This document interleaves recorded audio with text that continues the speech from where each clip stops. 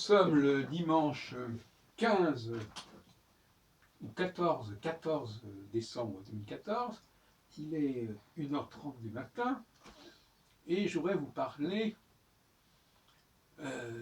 du statut scientifique et technique de l'astrologie, sur lequel il y a certaines confusions qui sont commises.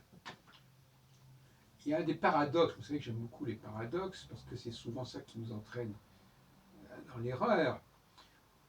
Ce sont des pièges, ce sont des fausses évidences.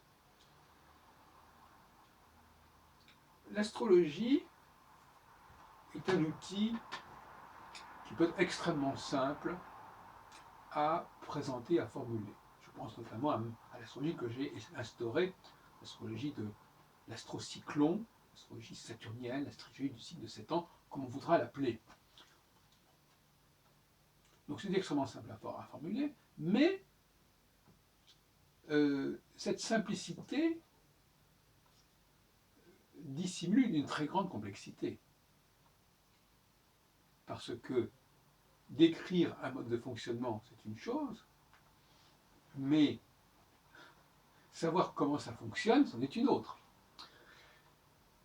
Et là, nous avons en effet, au premier niveau, on peut effectivement dire, voilà, bon, vous prenez Saturne, vous faites bouger, vous regardez où il bouge dans le ciel, voilà, il rencontre pas, il est en alignement, il n'est pas dans l'alignement avec les étoiles fixes, bon, très bien. Mais c'est un outil, si on peut employer le mot outil, c'est un outil que les hommes ne savent pas construire.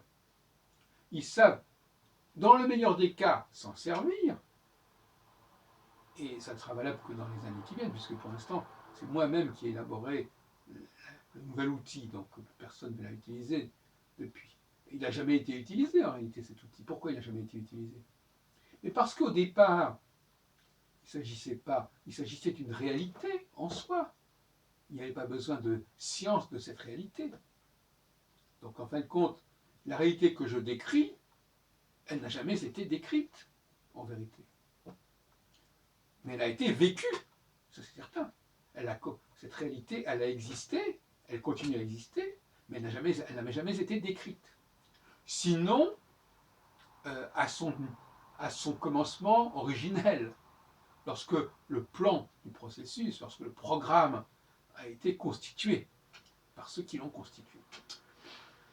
Et ceux qui l'ont constitué avaient des connaissances biotechnologiques supérieures aux nôtres. C'est-à-dire que nous serions parfaitement incapables aujourd'hui d'établir une humanité qui fonctionnerait en tenant compte de manière subconsciente et presque mécanique de certains rapports entre telle planète et telle étoile. Bon.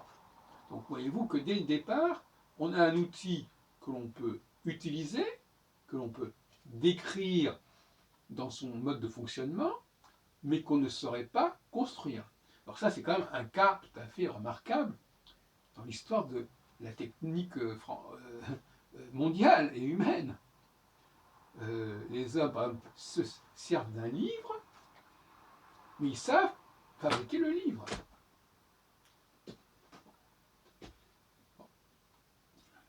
Bon, en revanche, il y a des domaines, dans le domaine notamment de l'animal, où l'homme sait se servir d'un animal, il n'est pas forcément capable de créer l'animal, de donner naissance à l'animal au sens strict du terme. Donc il y a des choses dont nous savons nous servir, qui nous sont utiles, et dont nous ne savons pas comment ils ont été constitués. Laissons les animaux de côté, regardons l'astrologie. Effectivement, nous sommes là en face d'un processus que nous décrivons, mais que nous serions totalement incapables en 2014-2015 de mettre en place. Et c'est ça le malaise concernant l'astrologie. L'outil astrologique est un outil, c'est un cadeau des dieux, si on peut dire, un don des dieux. Et à partir de là, évidemment, c'est un petit peu frustrant pour un certain humanisme qui voudrait placer l'homme au centre des choses. Et à ce propos, l'astrologie, on dit beaucoup que Freud, Marx et Einstein ont déplacé le centre du monde, mais l'astrologie aussi, elle est capable de déplacer beaucoup de choses, et de décentrer les choses et de mettre en évidence le fait qu'effectivement, nous vivons dans un monde qui n'a pas été constitué par nous, par certains côtés. C'est la fameuse question des extraterrestres, la fameuse question de, de ces dieux, quelle est l'identité de ces dieux dont parle la Genèse. Donc là encore, on a quand même beaucoup à apprendre concernant... ça renvoie un peu à ce que dit Freud quelque part, c'est-à-dire que ce sont le subconscient, c'est aussi quelque chose qui n'est pas du tout évident.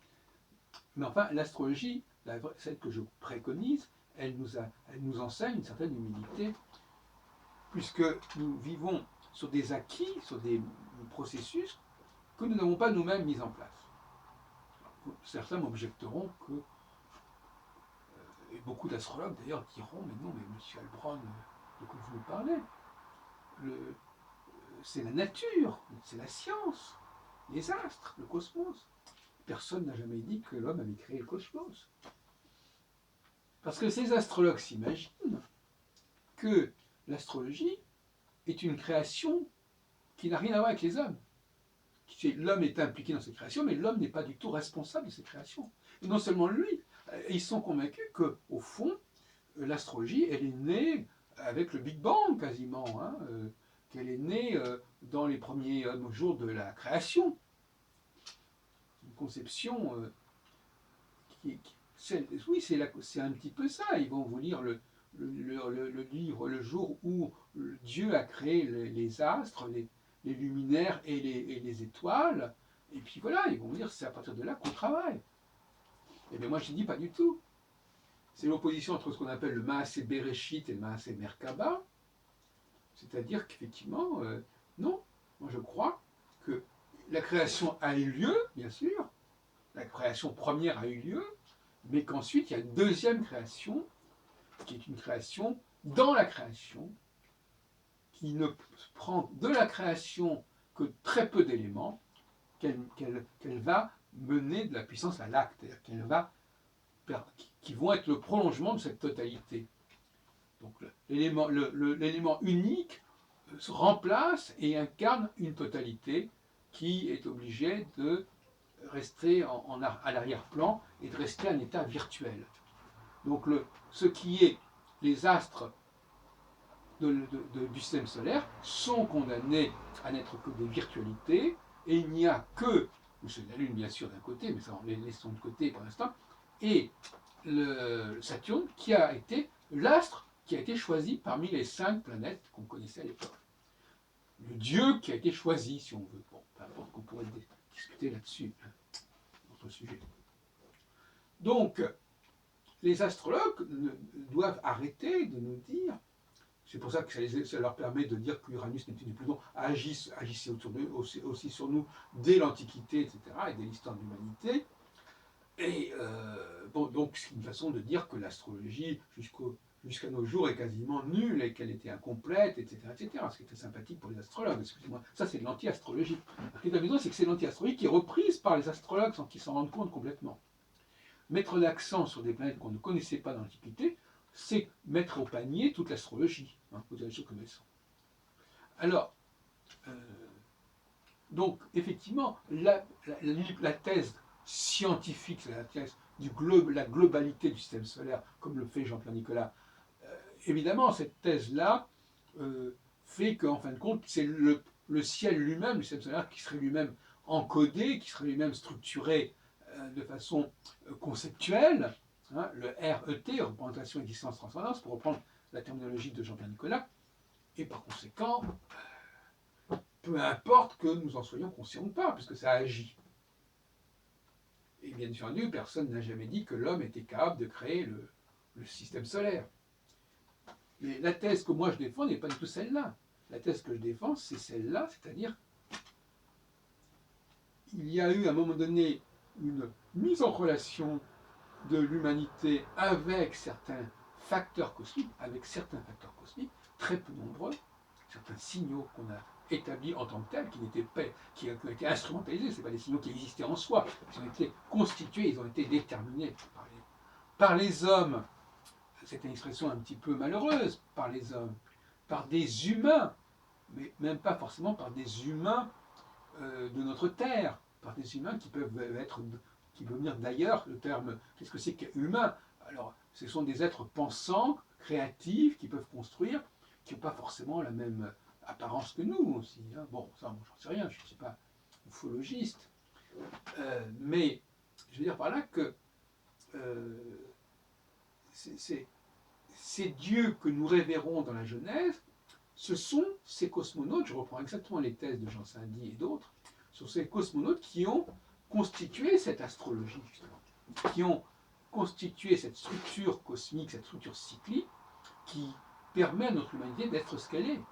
Parce que l'astrologie, elle est la clé même de la condition humaine. C'est cette astrologie qui nous donne notre histoire, qui nous donne notre problématique d'évolution et de cyclicité. Donc il y a dans le milieu astrologique des scientistes qui ne veulent même pas parler du rôle des hommes dans la construction de l'astrologie, si ce n'est pour leur dire que c'est eux qui, soi-disant, ont compris les lois du cosmos, les lois astrologiques, mais ils ne les ont pas instaurées, ils les ont simplement formulées. Et moi qui dis qu'au contraire, l'astrologie est une construction humaine, mais d'une humanité qui n'est pas la nôtre, bon, qui est une humanité qui vient d'ailleurs, ou qui vient d'une autre époque, d'un autre univers temporel, enfin, peu importe. Voilà les divisions qui se passent, qui se présentent. Et donc, vous voyez bien que derrière la simplicité que je considère comme étant acquise de l'outil astrologique dans son application, dans son utilisation, il y a une très grande complexité, très grande difficulté dans la façon dont tout ça a pu être mis en place. Et on peut parler, d'une certaine manière, pour employer une expression à la mode, dire que l'astrologie est un objet connecté, c'est un outil connecté.